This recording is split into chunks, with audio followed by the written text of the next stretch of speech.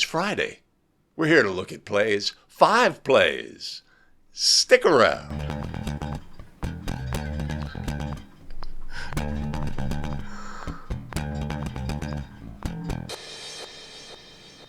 Greetings. Welcome back to another episode of 5 Play Friday, the show where we look at game video, analyze all of the things so that we can get better as basketball officials. Greetings again, everybody. My name is Greg Austin with A Better Official. We craft video to help basketball officials get better and take control of their officiating career. If that's the video content that you find valuable as a basketball official, it'd be a great time to consider doing all of the things, hitting the like and the subscribe and the notify bell so you don't miss out on any of our new content. Before we get started today, allow me to thank those who fuel our show, our tremendous show supporters. Bradley Rehwaldt, Shane Parker, Chuck Ratliff, Les O'Connor Jr., and Jacob Krause. Much appreciated and much love. If you want to support the show, we'll always make sure that there is a link down in the show notes below. All right, today we are looking at plays. We're getting better as basketball officials by analyzing all of the things. Let's get started and take a look at our very first play.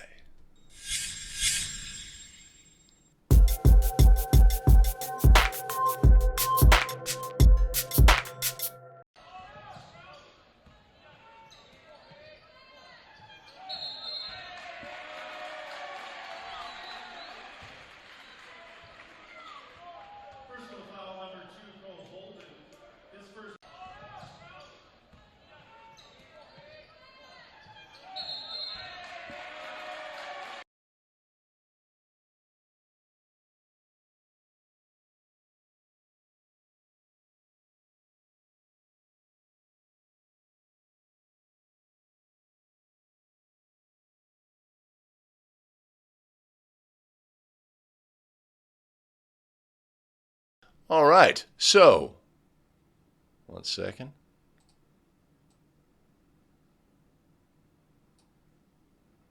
That there.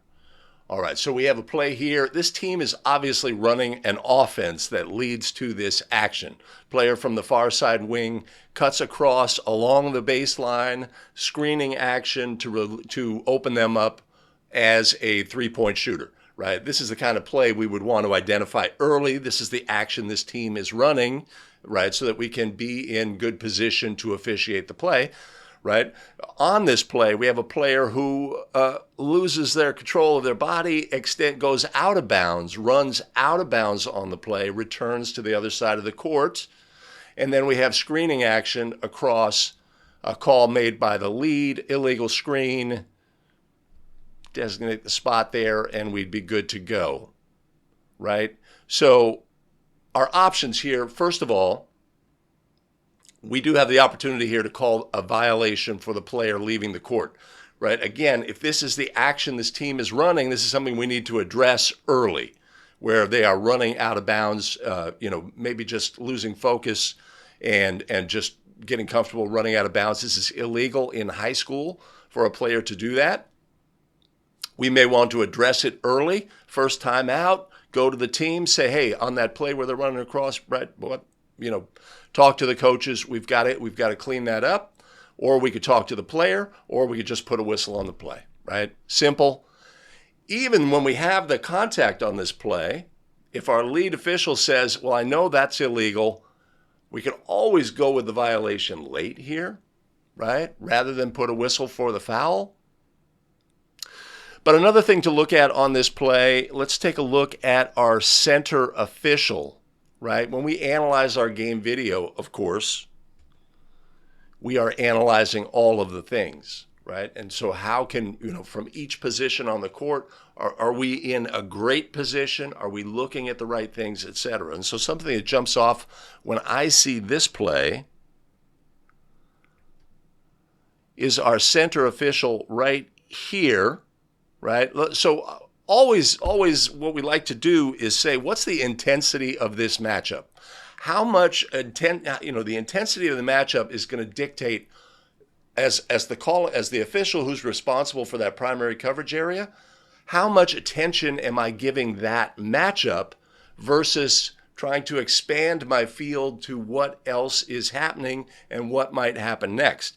So in this instance, I would rate the intensity of this matchup as basically near zero. There is no defensive intensity, right? There's no the player's not dribbling, being hounded by an excellent defender or anything like this, right? It gives us the opportunity to have a better body position, right? By turning and facing here, we're starting to close our body off to future action as well.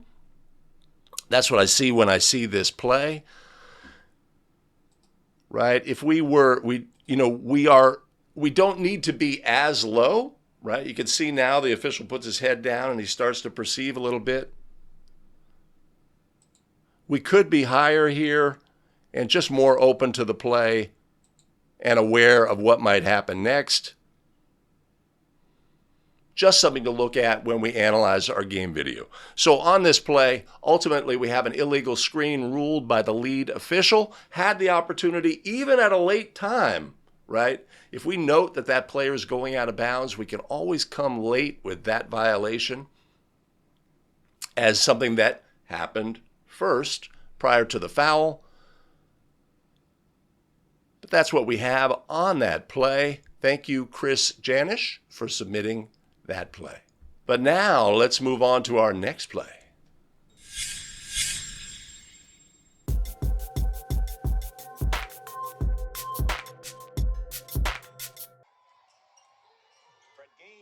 Rejected by Hendricks. Marvell Allen back the other way. Krause puts it down. Well, a no basket call and a block on Odom.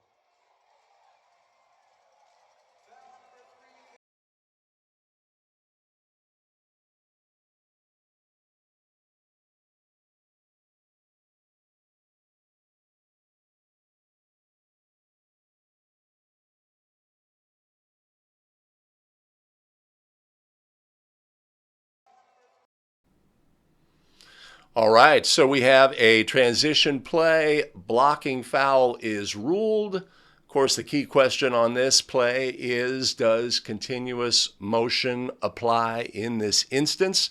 But I think it's also a great game crew U play as well that we can look at. Give me just a second here.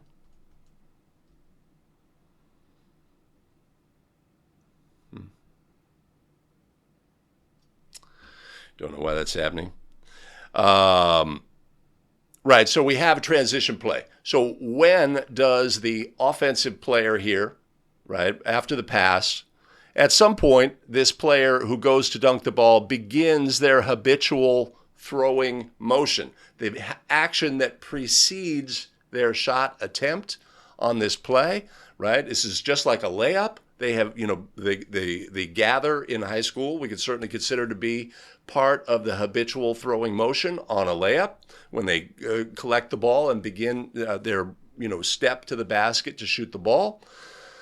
I think that's what we have on this play, but a blocking foul is ruled, and in addition to the blocking foul being ruled, the calling official, very demonstrative that there is no basket, right? And this is always a variable that we have to consider in our game when, as another official on the crew, right, I have something different. Partner, I have that player having begun their habitual throwing motion, we should score the goal. But your partner's over there with an emphatic no shot, right? How are we going to confront that situation? Are we going to put the game ahead of the crew? This could be potentially embarrassing for one of our partners if we come with information, say he was shooting the ball, he'd begun his habitual throwing motion, right? If, then, how is that going to affect how our crew looks, right? But if we're putting the game first, then we're saying, hey, everybody's got to take a step back to the game. So just a variable on this play. Our partner has something, we have additional information, we have something different. But our partner's like blowing up, right? You can have this on RA plays and collegiate games where the partner's like, it's just like their biggest punch action, and you're coming in with saying, hey, the right heel was in the arc, right? Obviously not a factor in most high school situations. Shout out Minnesota, but a factor, right? So on this play, we can evaluate in slow motion because we have that option.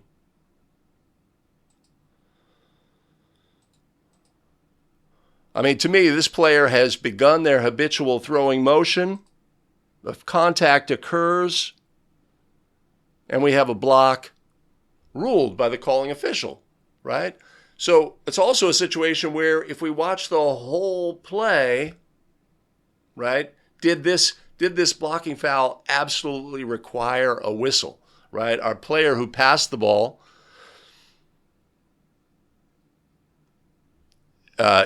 is able to maintain their ability to play basketball, etc.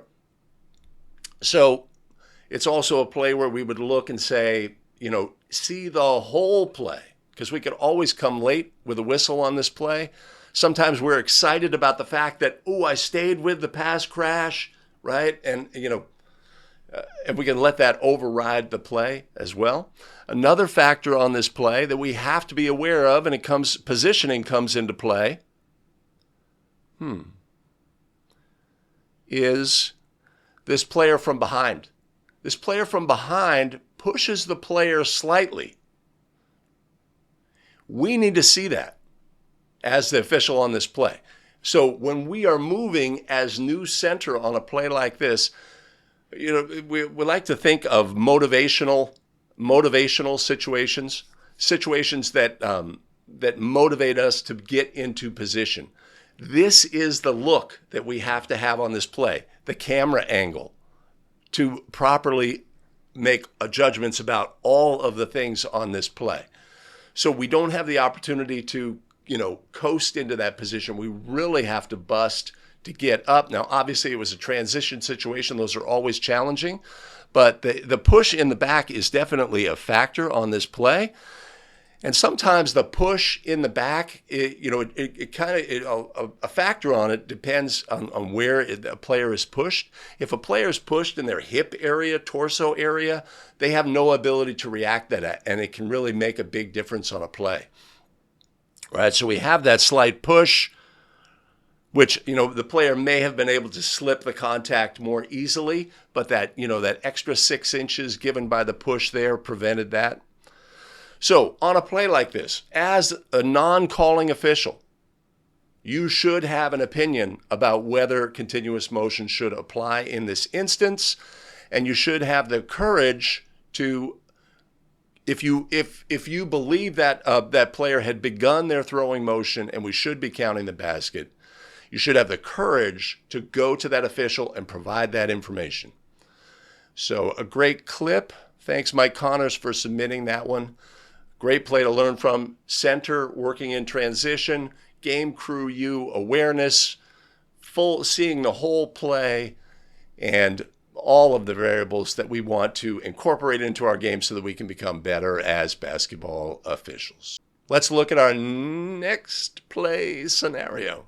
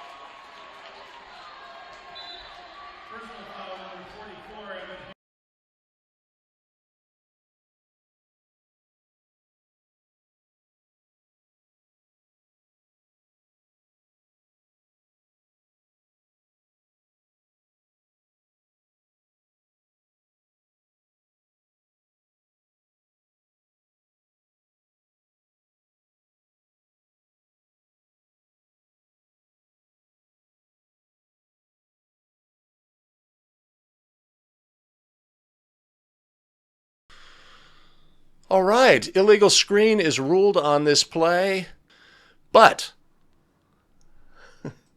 why do we like this play? Right? This is a great play to look at just your fundamental basic officiating mechanics and identifying players in your primary coverage area, right? This kind of offense is not unusual in high school basketball, a pass and cut offense, screening off ball, etc. Three person, it's a full plate of things that we're officiating. Two person, this kind of game is super challenging. You've got to pick and choose your spots. There's so many points along the way here to officiate. So I thought, because that's what I like to do, is just to look at the basics here, right? Obviously, Trail has their primary on-ball matchup. Again, what's the intensity of that matchup? Next to zero, right? We're going to have a big picture view. We're going to be aware of the clock, the shot clock, timeout requests, all of the things, and potentially what is going to happen next. Our center official has this off-ball screening action here, right? Looks maybe a little bit focused on the ball more than what their primary coverage area is, but we're officiating this screening action. This player going to the basket belongs to the lead, and now the ball's in the center's primary, right? They have a great view of the play, right? From a home base position at center. Now, when the Trail rotates here, the ball has settled, right? As Trail, what do we want to see? We just had that player cut through the lane. We have to pick up the next action. So often when we see officials move as Trail here, what are they looking at? They are looking at the basketball. This matchup belongs to the center official. Lead should be picking up this cutter coming down the lane right here, right? Right. That cutter moves through. That cutter moving through. So on the play, what do we have? There's a tangling of feet here on this play.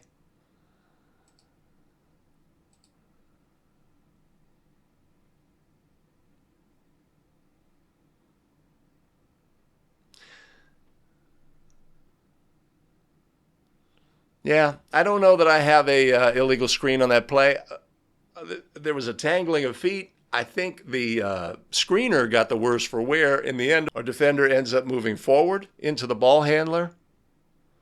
Did we have to have a call on this play? Let's take a look. Yeah, I see that as a defensive foul. I don't think that our ball handler got there because of the tangling of feet. Maybe a little. Maybe a little. But you could also say, okay, are we in a perfect position to get this play right as the calling official on the play? Let's take a look at how we got there.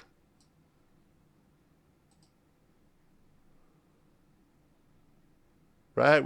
Have great habits moving into position.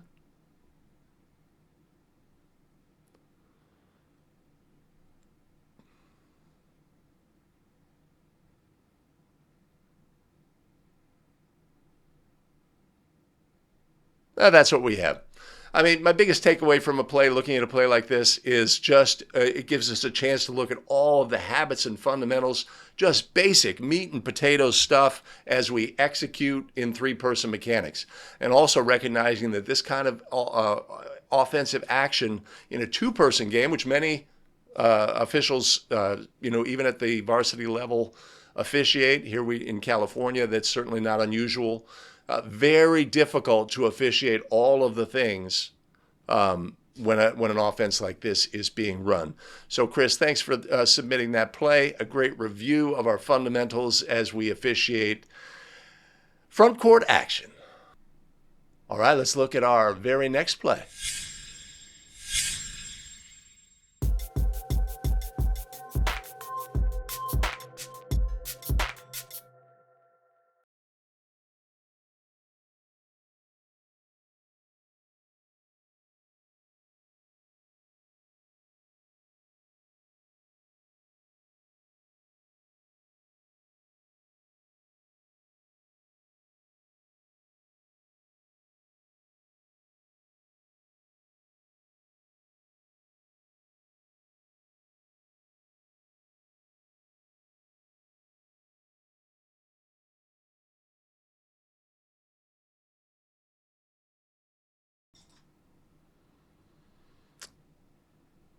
All right, 5-minute game, 1-point game. Team fouls 2 and 3. Wow. Wow, not a lot of fouls in this game. Again, habits and fundamentals really leap off the page on a play like this. As we've often expressed, do not like this as a position to officiate the game as the lead. The pinch the paint, close down position is great when we're signaling we are in a rotation position, but as a general rule, it does not give us the best opportunity to officiate. So on this play, we would look at habits and fundamentals, right? So there's a couple of attributes here that we would want to address and be aware of. Our fundamental position as lead and as trail, 45-degree angle with our shoulder. On this play, we'd want our lead, the lead is on the P, is basically on the lane line extended. Want to be mirroring the ball, right, much further out as lead on this play. We can really improve our position. Fundamentals. If we are perpendicular to the end line, right, then we will have to move our head in order to officiate that next play. This is a play where we fail to transition our eyes effectively on a play to properly evaluate the legality of the defender. That's what I see when I see this play. And one of the reasons is we have to potentially move our head on the play. So habits and fundamentals, if we are wider, then we have more perspective. If we are 45-degree angle, then we have less head and shoulder movement. We can just move our eyes on a play such as this. So let's look.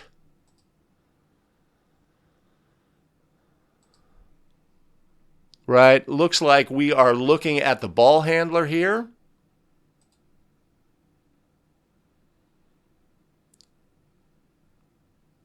Right.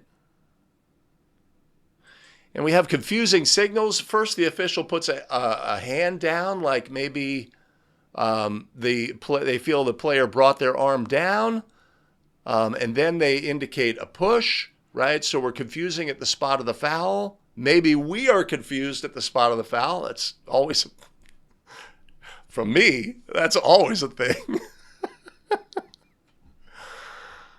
Ay.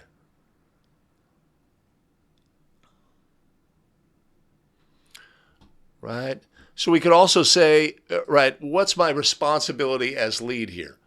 Am I going to officiate from the floor all the way up to the backboard here, or am I looking at bodies? And if there is an obvious foul up top on a play like this, we may have pre-gamed this.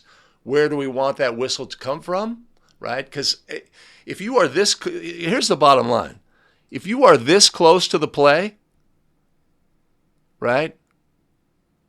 Right here, you can't see all the things. You can't see, from the floor to the top. You can see, you just can't. You're too close.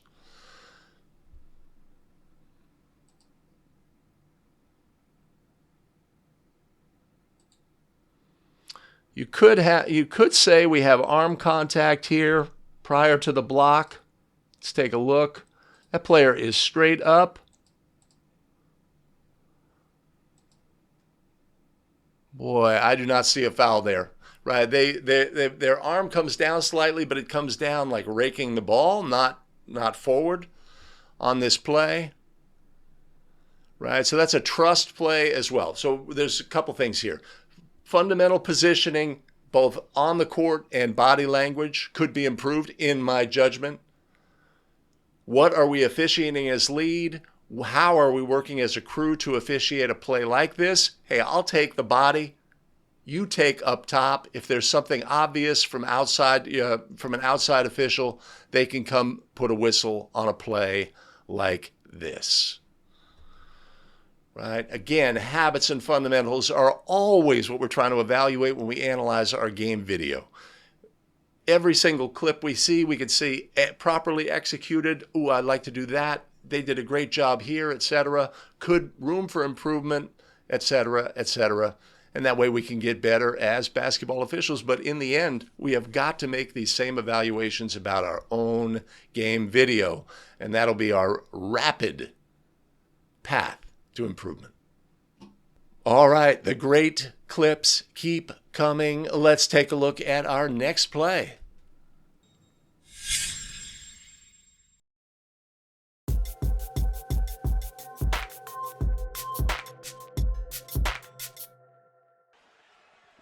One official said block, one official said charge. That's a charge.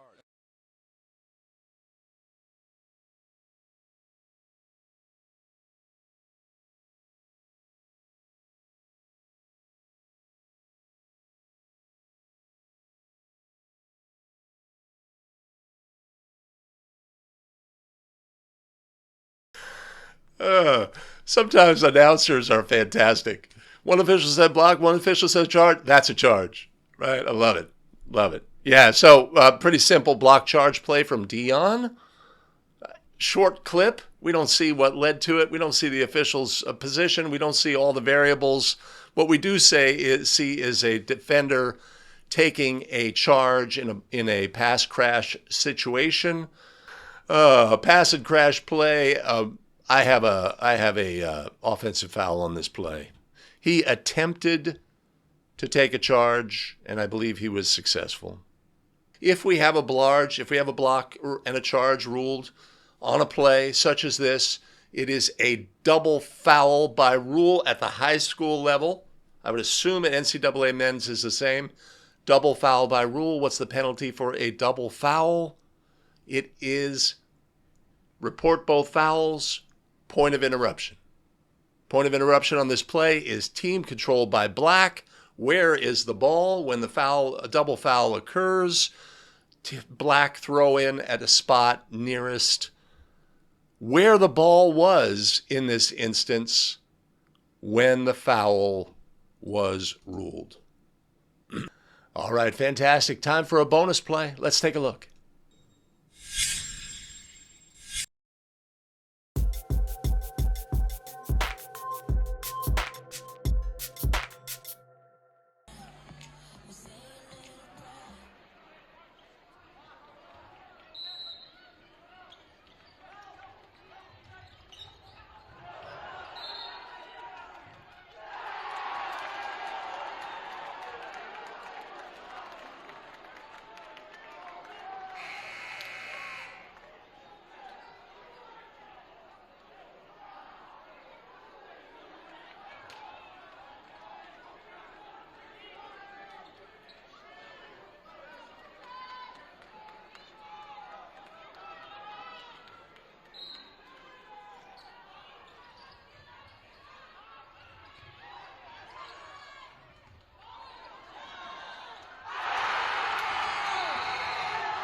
Basket by Jaden Hicks.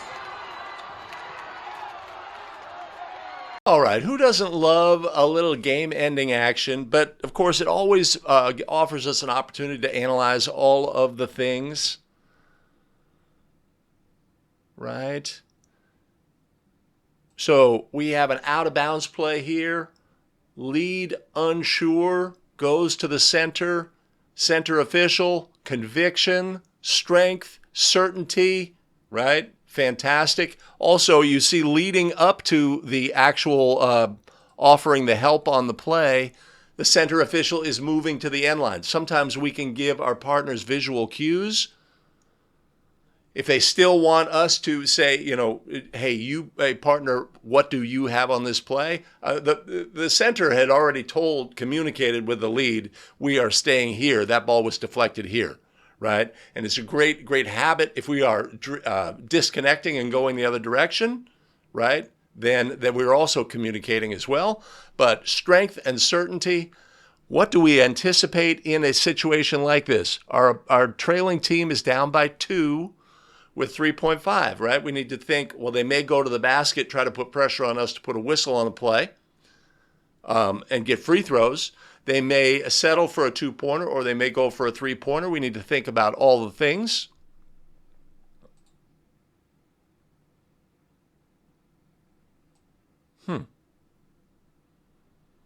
But in the end, it's how we love a game to end, right? If the game can end with a team having a chance to win and they succeed, they fail, etc., right?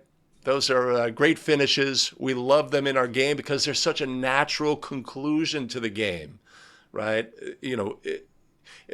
Obviously one team wins, one team loses, etc., but there's no drama related to the officials. The players were allowed to quote unquote decide the game, etc. But it always puts a bow on it, and something that's really exciting when we have last second shots. And obviously this time of year, or in the recent weeks, when it's one or done for teams, one team is moving on, one team their season is over. All of the drama is encapsulated in a single moment. Players on the court, sadness for one team, excitement for the other, fans, etc. A great high school experience. So a great way to end the show today. Thanks, Chris, for submitting that play. Thanks for joining us today for 5 Play Friday. Much appreciated. If this is the video content that you find valuable as a basketball official, you should do all the things. Make sure to like the video. Gets us out in front of more basketball officials. We can all get better together. Before we leave, let me thank our tremendous show supporters: Brad Rehwaldt, Shane Parker, Chuck Ratliff, Les O'Connor Jr., and Jacob Krause. Much appreciated and much love. You want to support the show? There'll always be a link down in the show notes below. And tell you what, I'll put one up above as well. Tremendous. Fantastic. We have additional video content available here. I've made this choice. YouTube makes this choice. You make your choice. We'll see you in the very next video. Take care, everybody.